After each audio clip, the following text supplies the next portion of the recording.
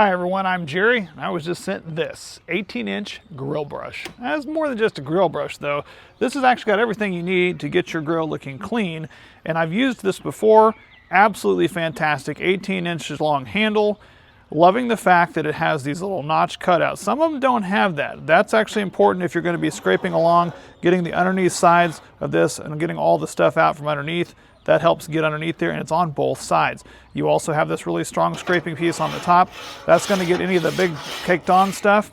And the fact that it's got these bristles interwoven in here, all clamped together to where they're not going to fall out and get all over your food. But I mean, that is going to easily scrape through and clean any of this up on here. Really nice.